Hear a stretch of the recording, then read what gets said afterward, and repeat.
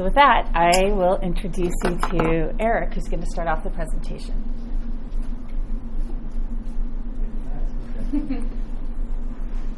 Hi everyone, as you heard me say earlier, Eric DeCock, I'm with Ascent. I'm the project manager for the work on updating the resource management update. So we'll just cover a little bit about what is the resource management element, why is the city updating, what are these 4 topics that Joan talked about, and where do you fit in terms of just getting input on this update effort. A lot of text on this slide. I'll just read some of it and just want to make sure we understand. So the city's resource management element is an element of the city's general plan. So maybe some of you have heard that the city has a general plan. It's got lots of different components to it. There's a housing element, there's a land use element, there's a circulation element. But this resource management element in this city's general plan actually does cover both open space and conservation.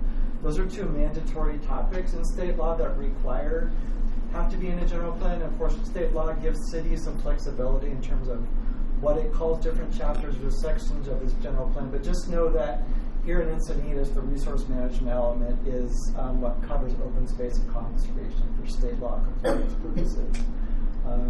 And so this resource management, what it does, the element as it exists today, it shapes the city's policies in terms of how it governs the designated open spaces, and then also looks at conservation of the natural resources within the city limits, and to some extent how those relationships exist in adjacent areas near the city. It also focuses on conserving those lands with different values, whether that's ecological, cultural, things like passive uses in protected lands like trails, hiking trails. People like to move through open spaces just like wildlife does. So where are those trails? Where do people want to see wildlife, interact with wildlife? When is it not a good idea to interact with that wildlife? It also looks at things like waterways, the relationship to the waterways, whether that's the creeks or the lagoons. And of course, right here on the Pacific coast, it's the beach, and that beach is interfaced with the Pacific Ocean as well. So, this is really kind of what that element's purpose is, just as it exists today and what state law requires it to do, essentially. We do also want to help folks understand that the resource management element is not really focused on developed parks. So things like a park with a name, with the grass and a playground in the middle of the city, that's really not so much governed by this element. The city has a separate element for that called the recreation element. So the focus of this update is not really on that recreation element. It does get a little bit confusing, and I like your question, Molly, because there is some active recreation that can happen in managed open spaces. So when you think about trails and protected areas, people do get to sometimes travel and enjoy those open spaces. So insofar as we're talking about kind of that passive use of an open space, that is governed by the element. But again, that recreation element for developed parks is a little bit different. That's not the focus of the update at this time. So, why is the city updating its elements? Someone brought up state law. There are 2 bills that were passed by the state legislature, signed into law by the governor over the last few years, that do require that these 4 topics be addressed by this element update. One is the equitable access to open space, climate resilience, and rewilding. Those are the 3 topics that were put into place and that cities and counties must address throughout the state by Senate Bill 1425, and those updates have to be done by next year. There's another bill called Assembly Bill 1889. It's also known as the Room to Rome Act.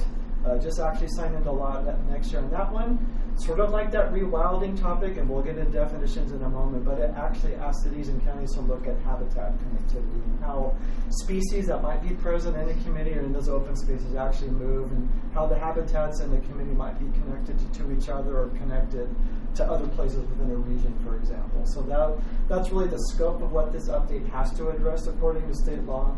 So the effort that we're working on is to really review and update current conditions. We're going to be identifying kind of the issues or opportunities that are presented by these new legal requirements, and we're trying to think about focused ways to update the city's elements, to refresh those policies. There could be some policy amendments and maybe a slight refresh of the city's resource management element update through this effort. So what does this have to do with you? Why are we here? We'd love to get your feedback on how this update could, as we're thinking about how this update might affect natural resources, what can we do differently around the natural resource management element, how we're managing these open spaces and making them accessible to everyone is really what's front center for the conversation today.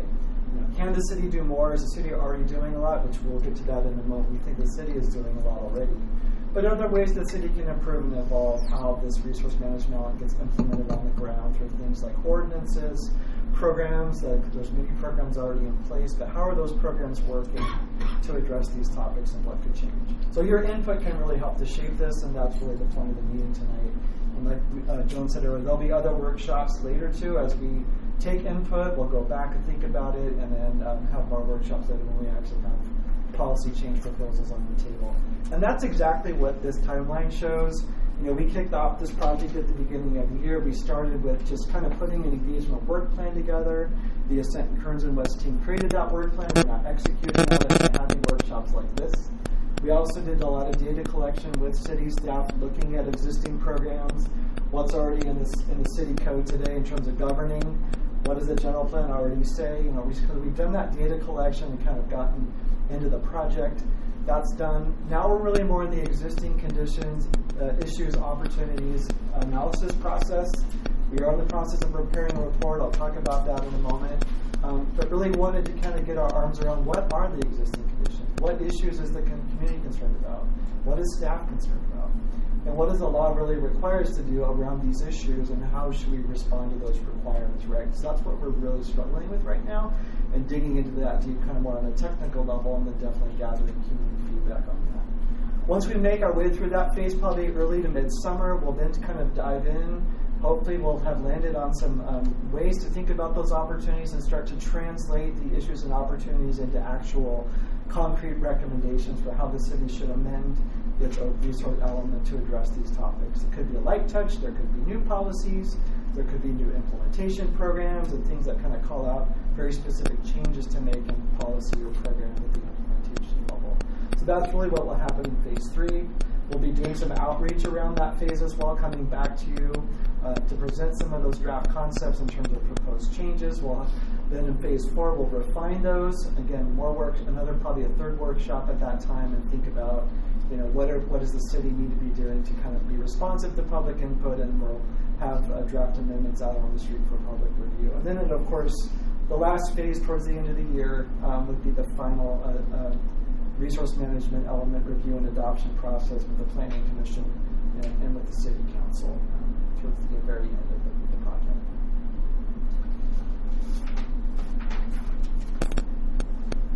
So I mentioned that report earlier. We are in the process of preparing a draft report that kind of, like I said, does look at those existing conditions, those issues and opportunities for how the city is going to update this element. It will provide an overview of what the city is already doing in terms of policy programs, ongoing projects that address these topics, access, climate resilience, rewilding, and habitat connectivity, and how the city can improve opportunities on those issues for everyone. And before I hand it off to Claire, I just wanted to highlight, we've done a lot of digging in with staff, we've done a lot of data, we've read a lot of existing plans, talked to people that run programs, looked at data maps like you see on these boards. There's been a lot of kind of data gathering, and it is really important to recognize how much the city is already doing to manage open spaces for people and for wildlife both. There's a lot of existing plans in place. I won't read them all on the screen, but just to call out a few, the city's had a climate action plan for a while and is in the process of updating it now. And of course, on that topic of climate resilience, we definitely don't want to reinvent the wheel. There's a lot of planning already going on around climate. So just recognizing that, but understanding what's already in play and what's not said about climate resilience yet already in terms of open spaces, what we're really thinking about. The city's also working on, for example, a draft native plant ordinance, right? How does the city kind of facilitate more native plantings in publicly managed spaces, and what are the opportunities for to set some standards and some guidance around that for native plantings is also really important. And it's kind of related to rewilding, right? Because in this pretty small, pretty built-out city like Encinitas, rewilding is kind of a term, as Claire will talk about shortly, something you might think about in very large, remote, rural places, but actually rewilding has to be addressed by all cities and counties in the state now. So, thinking about native plantings can be a really important opportunity. And the city, of course, is already working on a draft ordinance on this, so it's good to see that's already in play. The Habitat Stewardship Program has been very successful here in Encinitas, and there's been a lot of work to try to understand how that program is being implemented on the ground, how the city is managing the habitats, in partnership with Nature Collective and other actors who are running and managing that program has been really important for us to understand as well. And of course, there's a lot of work going to, nourish the beaches, look at the lagoons, making sure those ecosystems are healthy.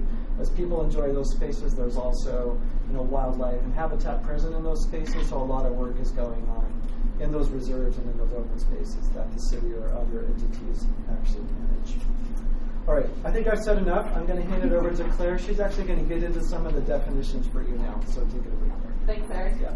Hi, everyone. I'm Claire. It's nice to meet you all this evening. Thanks for attending. So as Eric mentioned, we're going to go through some definitions with you all. So we've been talking about these 4 project components quite a bit tonight. Right, so we're hearing about equitable access to open space, climate resilience, rewilding, and habitat connectivity. So we're going to dig into those now. So we'll start with equitable access to open space. What we mean by equitable access to open space is really about improving opportunities for physical activity, enhancing access to public lands and facilities, removing barriers and providing improved access to underserved communities, and addressing disproportionate burdens associated with historic land use decisions. Now, what we mean by that in the city of Encinitas is that there's 3 primary barriers that we want to look at and understand, and those are physical, economic, and social.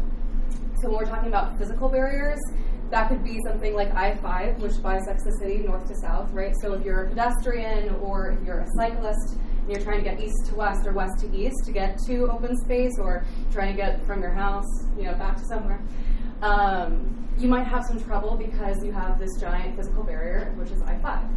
So first we want to understand what physical barriers exist within Encinitas, and then what we can do to help create more access to folks as they experience those physical barriers. Then we have economic.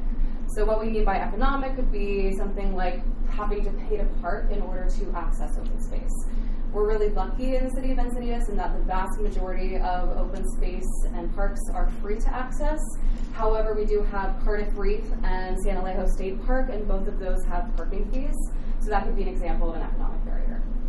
Socially, we mean identifying underserved communities and understanding why they might have limited access to open space. So for example, young people, older adults, people with disabilities, or folks who are low income, what are their barriers to access open space, and then how can we identify additional ways to support them in their access of those areas. And here we have a great map which indicates all of our different access ways to open space. So this is shared use paths, bike lanes, sidewalks, walkways, and trails that are located within the city. We also have this map on a couple of places around the room, so you can take a better look at it tonight. Molly, I know that you were interested in understanding where we've identified open spaces, so this is a really good map to show where we're kind of looking at and how we're accessing those areas. Then we get into climate resilience. Climate resilience is really about anticipating, preparing for, responding to, and recovering from climate hazards. For the city of Encinitas, we'd want to first understand how we're vulnerable to climate hazards. So for example, heat, drought, wildfire, flooding, or sea level rise, and then how can we enhance our natural spaces to support more climate resilience. So that could be something like planting more rain gardens or bioswales or beach nourishment, which we have here on the screen here. Rewilding, as Eric mentioned, this might be a new topic to some, or it might not totally make sense as to why we are doing that in Encinitas. However, it is a strategic effort by state and municipal agencies to preserve, enhance, and restore natural spaces.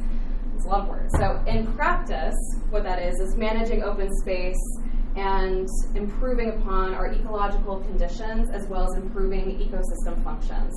And that, of course, has a bunch of side benefits, such as, and Aaron, this might be where you're seeing some of that relation. It's the natural resources, historic and tribal resources, water management, aesthetics, habitat recreation, right? There's a lot of co-benefits associated with rewilding efforts. And then Eric mentioned this already, but the Encinitas Habitat Stewardship Project specific to Cottonwood Creek is a really great example of this, as is the Encinitas Tree Tracker. And our last concept, or project component that we're talking about tonight, is habitat connectivity. So habitat connectivity is really looking at wildlife movement or the movement of species from one habitat to another. So this is really essential for us to maintain healthy populations of wildlife. Here in Encinitas, we've got great marine, coastal, and upland habitats that we really want to protect.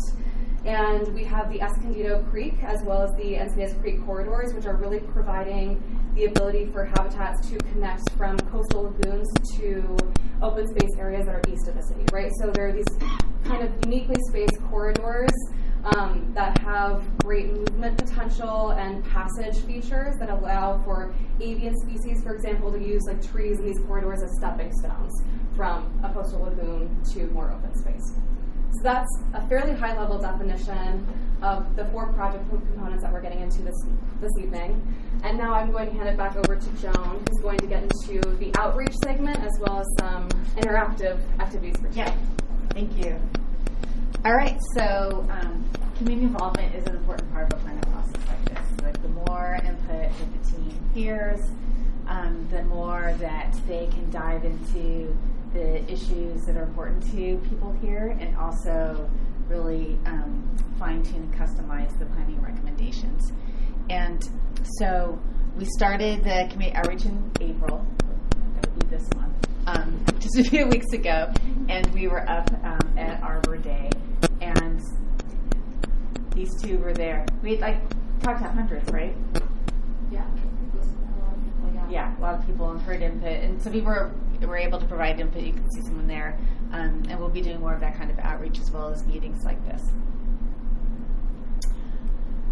Just some themes that we heard from the people who stopped and talked with us at the Arbor Day booth is that there are a lot of people in Encinitas who use open spaces weekly or even more, sometimes even on a daily basis. And we don't hear that in all the places that we work, so that seems significant to us. Popular areas that people go to include the Manchester Preserve, San Elijo Lagoon, Cottonwood Creek Park, Encinitas Community Park, and then different trails and canyons for biking, walking, just enjoying nature and finding spaces that are quiet. We also heard from a lot of people that they value the biodiversity and the nature that's here in Encinitas, and people expressing interest in native plants, trees, flowers, and in the idea of having more wild and restored areas. And then we also heard some suggestions for improvements in open space to make them more accessible, such as adding bathrooms and restrooms, picnic-friendly green areas that are shielded from the roads, better trail access, and recreation opportunities that are more inclusive to a wider range of people. So we do want to pause here and